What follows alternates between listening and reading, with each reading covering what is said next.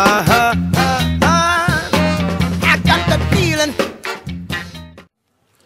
All right, we're here with Duncan, who used to do a lot of comedy here in Milwaukee, but has recently moved to Texas. Moved last July. Okay, how you doing?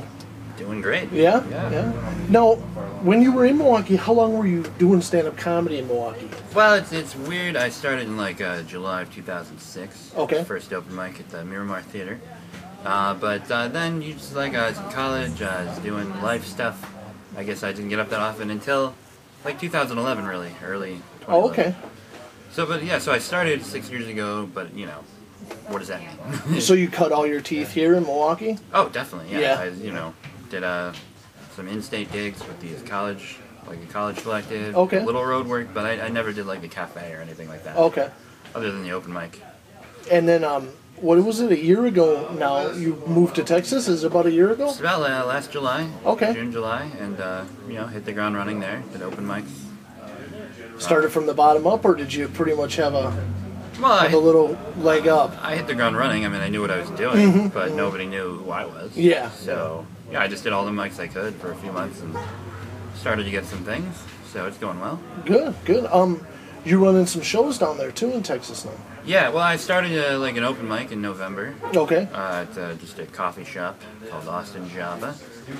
And starting last week, actually, there's a Saturday showcase sort of thing that I'm running. It's sponsored by a local comedy radio station, Comedy 102.7, 24-hour comedy radio. And it's just kind of like a fun, like free thing to raise awareness of that and get some local open micers some work. Or some stage time anyway.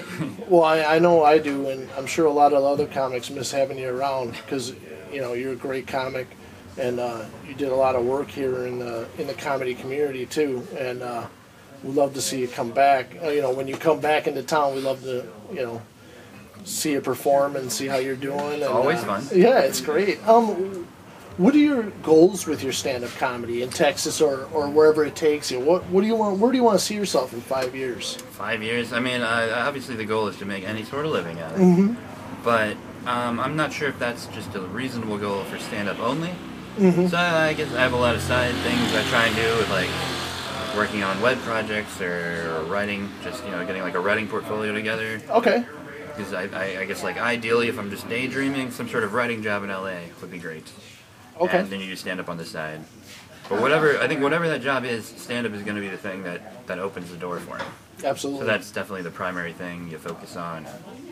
I know that a lot of the comedy writers in LA or elsewhere, they were all performers before that. Yeah. Usually because just to write isn't good enough. You need to be able to perform it also, Definitely, yeah. And you pay your bills in the writer's room of a crappy sitcom or something. I don't care.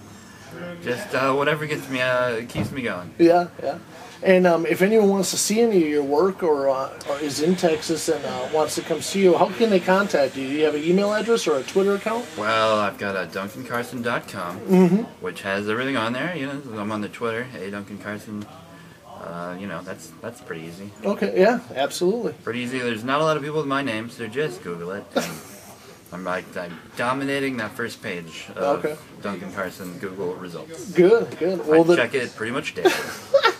Good. Just to make sure there's not some like Scottish dude that all of a sudden is more famous. Yeah. That would be managed.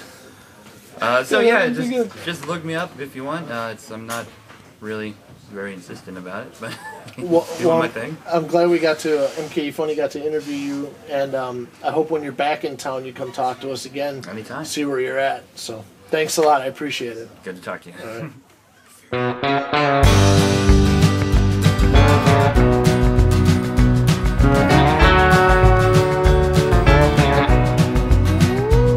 Walk hard, hard.